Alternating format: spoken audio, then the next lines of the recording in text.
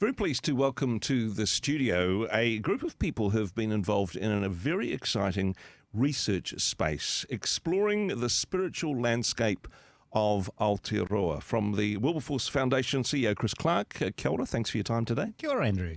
Also from Wilberforce, Jade, Hohaia, kia ora, thank you for your time.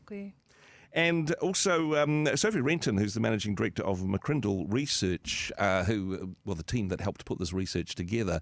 Sophie, can I start with you? I suppose the why and the how of all of this, although, Chris, maybe you can help us with the why. But in terms of the research project, where do you start with something like this? It's a massive undertaking when you are looking to take a snapshot of New Zealand society and see where are we at on a spiritual landscape. And so we did two key methodologies. One was a survey of 1,009 people of Aotearoa, New Zealand, and that was across the country. So we had quotas to make sure that it was representative across North Island, South Island, and the different regions, and then also across ethnic background to try and capture that real sense. So that was 1,009. And then we did 4 focus groups for the different generations, so Gen Z, Gen Y, Gen X, and baby boomers, to lend their voice to the conversation around spirituality in New Zealand. We'll get back to some of the specifics of that, but Chris, to you for the why. This is a significant investment, and people have commented what a wonderful resource for the church in New Zealand. But why do something like this? Why measure where we're sitting as a nation in terms of spirituality? Well, it's the second time we've done it. We first did it with the team at McCrindle back in 2018, and we do it associated with the census. So in the census, there's usually only one question that relates to faith, and it's normally, how do you describe yourself, as a Christian or not, as the case may be? And what we wanted to do back 5 years ago was to explode that question. We wanted to get a sense of what are New Zealanders' approach to spirituality. How do they identify with spirituality? What do they see the opportunities of spirituality be? What do they think of the church? What do they think of Jesus? What do they think of fellow Christians? So it was really an attempt to take that one question and explode it up into a whole series of questions, which led us to talking to McCrindle. So we did it in 2018 census, and then we've just done it again in a census year in 2023. And we were interested to get a sense of how is New Zealand changing in terms of its attitudes to faith. Yep. And I guess the why question is, we're not trying to answer the questions. What we're trying to do is prompt a conversation. Here is some data. This is telling you what New Zealanders think about spirituality, what they think about their deepest longings and hopes, what they think of Jesus, what they think of the church, in the hope that in doing that church leaders and others will say, hey, how might we respond to this and respond to these deep needs that New Zealanders are showing? Well, we'll get back to the before and after comparison with the first and second surveys, but I imagine the response to this is different depending on where you're at, in terms of stages of life, your cultural backgrounds, the influences on your life. Jade, wanting to bring you in on this one, to be fair, there's not one answer to the many questions. Quite a broad spread of responses to faith and spirituality. Yeah, absolutely. So when you look at the data, so 81% of New Zealanders are open to spirituality. So, I mean, however you view that, for me, I think that's beautiful that we actually are a nation that is hardwired, to be open to the spiritual realm, to spirituality, to wairoa tapu. And so that's actually a beautiful opportunity for us to explore. Like Chris was saying, it's a conversation to be had.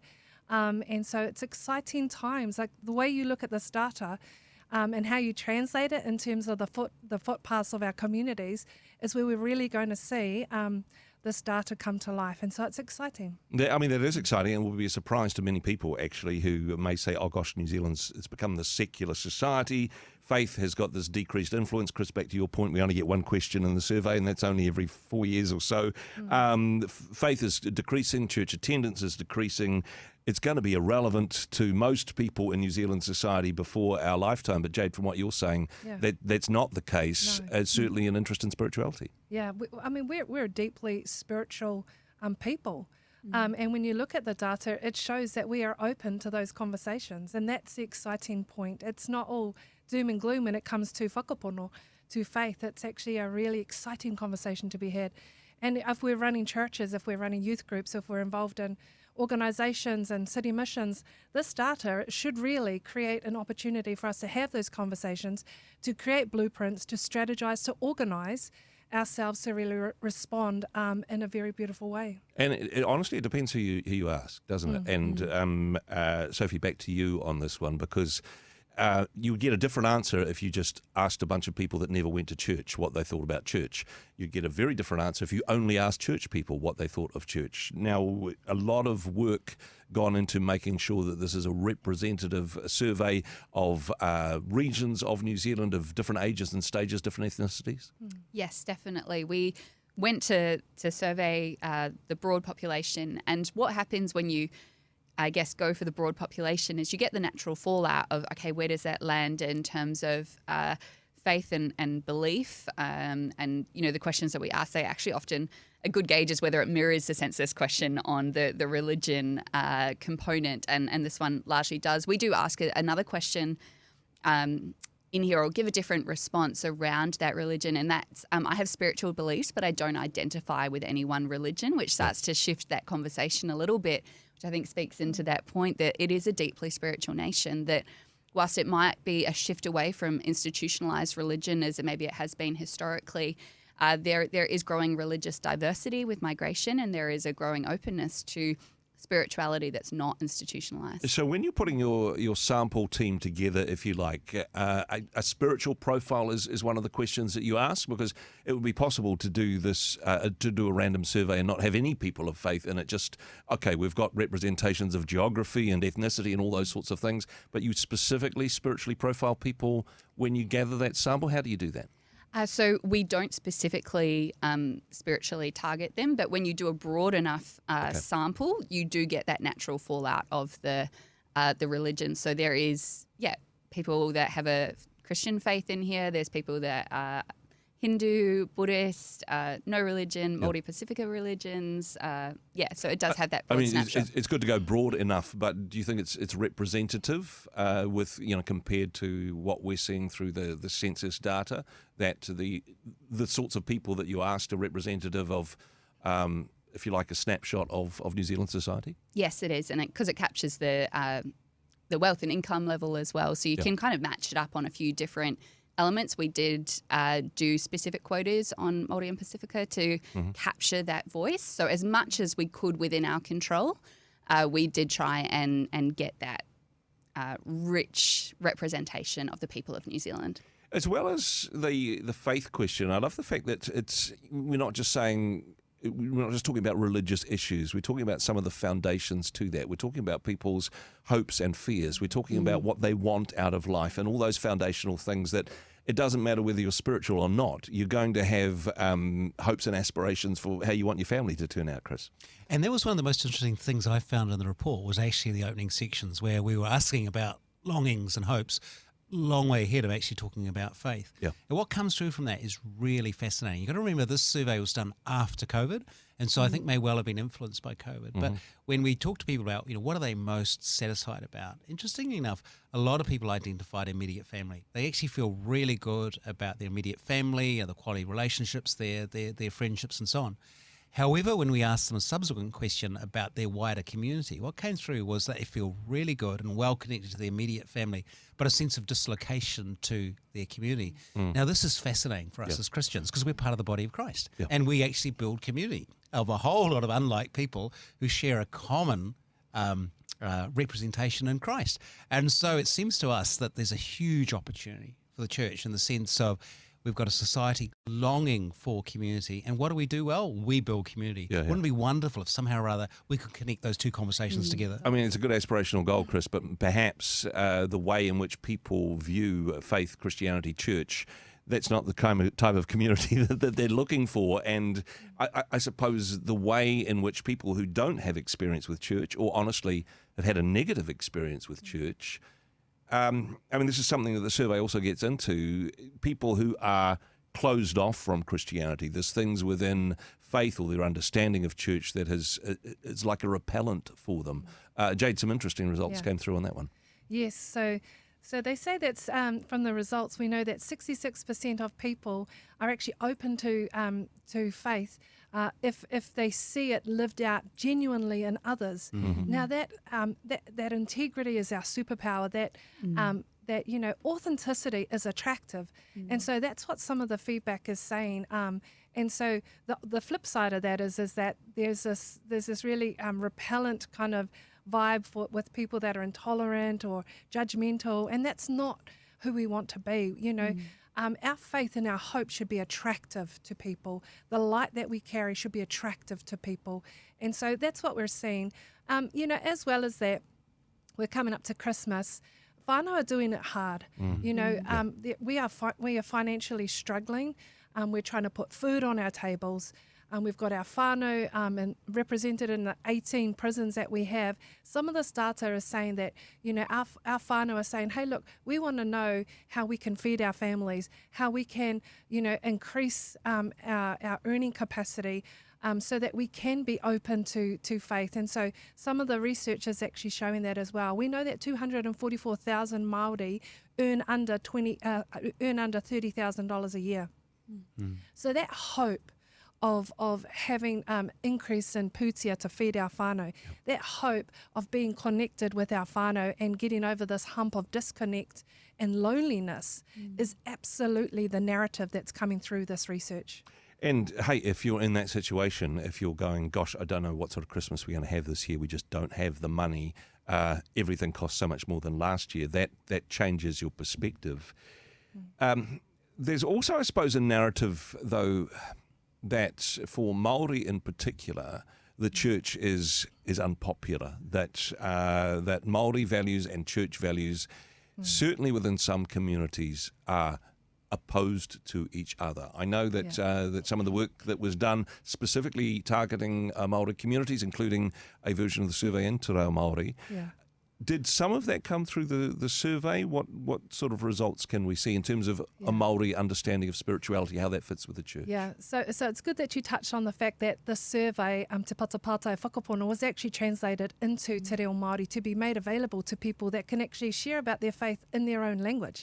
So it's not just even about what the data captures, but it's actually about how we present it to people to be able to feed into it. And so I'm really proud we had some amazing Māori linguists and Māori, on the governance panel that made sure that this was actually from start to finish a kaupapa Māori framework that we could all engage in. But the results show that 3 to 5% of Māori are attending church of the church-going population in Aotearoa.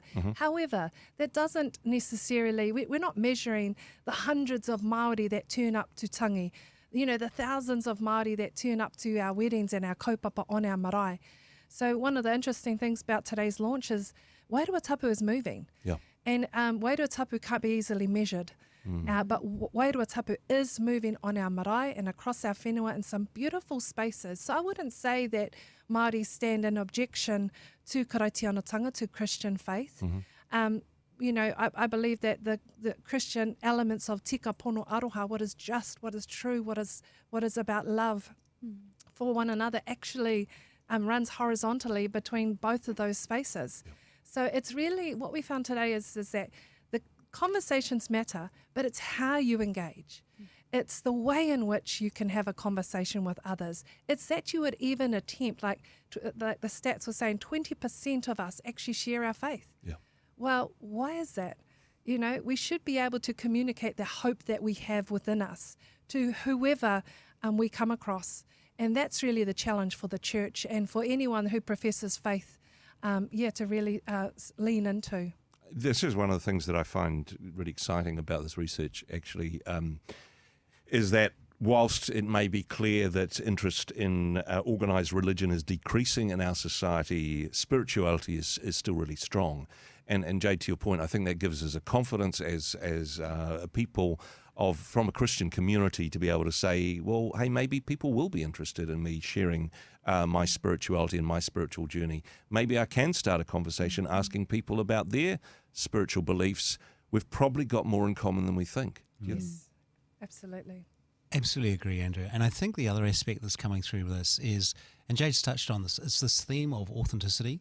New Zealanders deeply value authentic people. Now, what does that mean in a Christian context? What it probably means is they're actually outside the walls of the church. They're actually volunteering in the communities, they're working with the city missions, they're actually out there with dust on their feet. That's the kind of Christianity that people resonate with.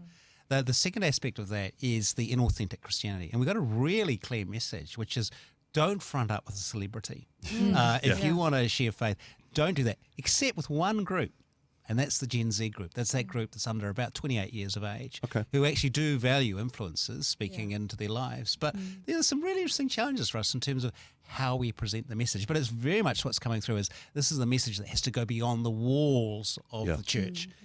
If we want to connect with this community, it's not particularly going to happen with drawing people into the building. It's going to be us being salt and light out into the world. And just picking up on that point of the different generations, and Sophie, with the boomers and the X, Y, and Zs are basically different communities, different responses, huge cultural differences, and I imagine even in the way those generations respond to surveys.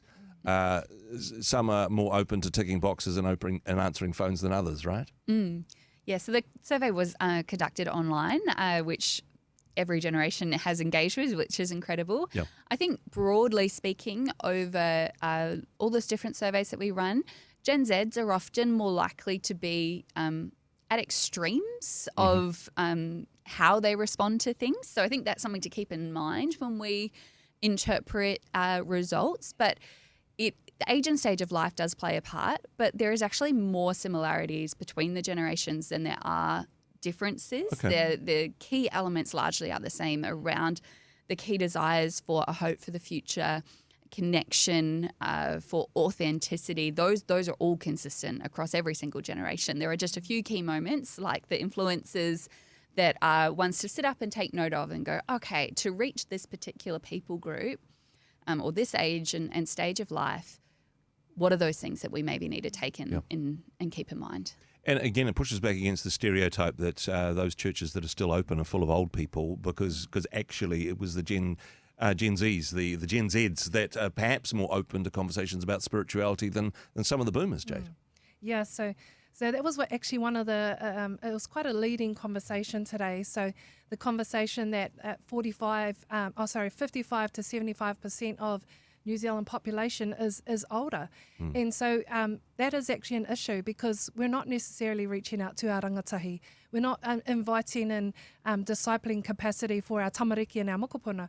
And so the conversation that actually came from the floor today at the launch was, if churches and the faith communities need to be growing younger, when you look at the fact that 75% of the Māori population is under 25, do we also need to grow browner?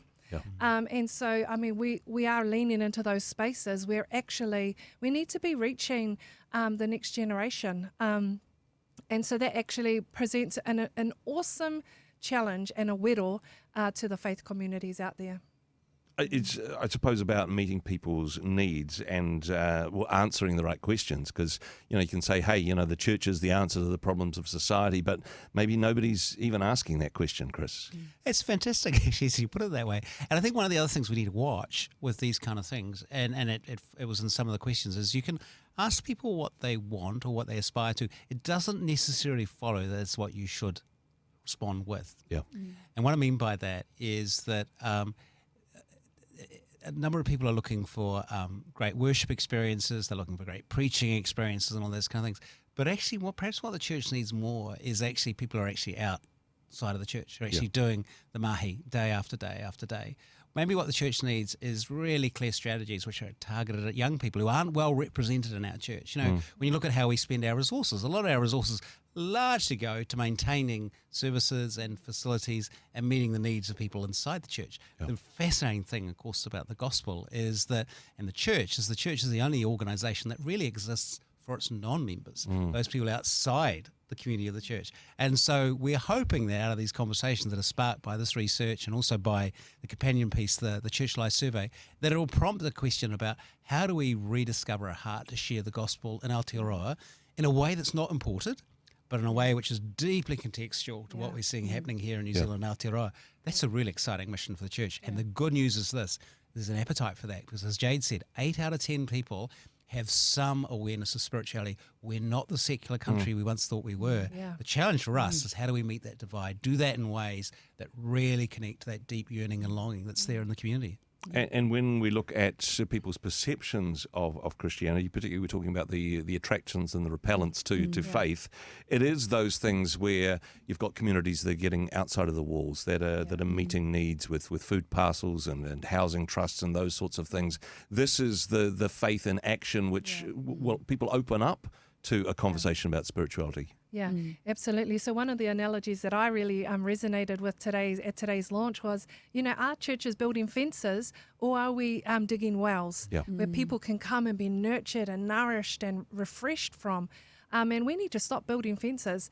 And to be quite honest, if what we're doing and investing in isn't being fruitful, we need to shut that stuff down. Yeah. Because we need to be sharing intentionally the good news of ihu karaiti of Jesus Christ in a way that's conversational and connecting. Like we've got, if anything, the research shows that our communities are wanting to connect. Loneliness is a very real thing. Huge, yeah. Post-COVID, loneliness is a very real thing. We need to be able to engage with people and love on them. And actually, love is a verb. Yeah. We need to be out there. We can't afford to be comfortable. We need to be focused on bearing fruit and shining out the light. And I love that analogy. We are to be deep wells. Yeah, I know. I love the point that, hey, are we digging a well or are we just digging ourselves a hole in terms of the way in which people perceive us? Now, this is the second survey, and the good things about research, if you've got 2 points on a graph, you can draw a line between them. Sophie, how does this compare to the first results? Or is it like, oh, no, we've reworked it so much that we're kind of asking different questions this time? Can we tell, like, binary answer, are we getting better or worse? Yeah, so we did do quite a rework on some of the questions because we went, we want to tackle a different angle. But probably the one that I think is most powerful to look at a comparison piece is what we've called a modified angle scale, which goes, do you identify as a Christian? That has stayed largely consistent over the last 5 years. Yep. Then there was 3 responses that considered, are you warm to Christianity? So you might have some level of belief with or alignment with what Christianity believes, but you don't necessarily want to believe in it yourself, but you say, yep, I'm open to that. I value those elements. The proportion that stayed warm, it's largely stayed the same. Okay. Then the neutral, the church can do its thing, I just kind of don't want any part of it, also stayed the same. Okay. And then those that are cold, it is, which, there's only 5% that are passionately opposed to Christianity, and I think sometimes the heat of that feels a lot stronger than the 5%. They seem to spend a lot of time on social media, just There's saying. a lot of amplification of that people group. But, that's 1% difference. So largely the context of where we are sitting 5 years on, the landscape is very similar. There is, whilst it might feel like the heat is closer, that's an amplification of voices that are strongly opposed rather than a reality of the broad section of society, which, you know what, there's far more that are neutral or warm or for faith than there are against faith. I mean, there's certainly some hope in that, and particularly given what has happened between the 2 surveys. I suppose we've all had the opportunity, the government told us to go home and rethink our lives. Perhaps some of that spirituality bubbled to the surface in our bubbles, Chris. It's a great question, because one of the things that I was mulling over kind of relates to your question, Andrew, was in 2018, one of the questions we asked was, what stops you having belief in God? In other words, that large percentage of people who are warm to a conversation, what stops that conversation? Yep. And in 2018, we gave people a choice of about 10, 12 different things they could tick. This time we changed it, and rather than actually giving them some things that they could tick, which almost preordained the outcome, is we just left it open and said, what stops you having a conversation? I thought the statistic that was the most fascinating was that 42% of people who are warm to faith saying, well, absolutely nothing. Actually, there aren't things that are stopping me having the conversation, so they're still warm. Now, those other things, those belief blockers around judgmentalism, around intolerance, for some people it's about how we engage with the LGBTQI plus community. That for them is a really major issue. That's still there, but nowhere near at the level of proportionality that it was perhaps in the study back in 2018.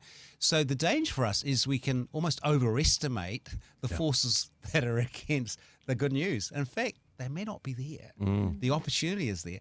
But there's a really big however, Andrew. And the really big however is that there is a bit of a day of reckoning, because we're also hearing very clearly through the report that the church has to front up. It has to front up to its past, and it has to acknowledge that, that there's a period of lament if we're to earn the right to have that conversation. But I think what we can take from it is that while there's mixed news for Christians in Aotearoa, what we are seeing is a warmth to faith from younger people and a warmth to having a conversation about spirituality. Maybe we just need to take the opportunities that are there and some courage and actually step out. And remember, we're about the good news. We're not about the partial news or the slightly better news. We actually believe in the good news of Jesus Christ. And if that's the case, and if we're in a context of a community that's looking for hope, is looking for meaning, and is looking for community, we've got the good news. And hey, it is great news, but maybe we need to get better at telling that particular story in a way which relates to where people are at. And this is a wonderful resource to help us do just that. Guys, thank you so much for your mahi. Thank you so much for the work that you've done. This really is a treasure for the body of Christ to be able to apply to the way in which we engage with our society who so desperately need that good news. Thank you so much for your work. Thanks for joining us today. Thank you, Andrew. Thank you.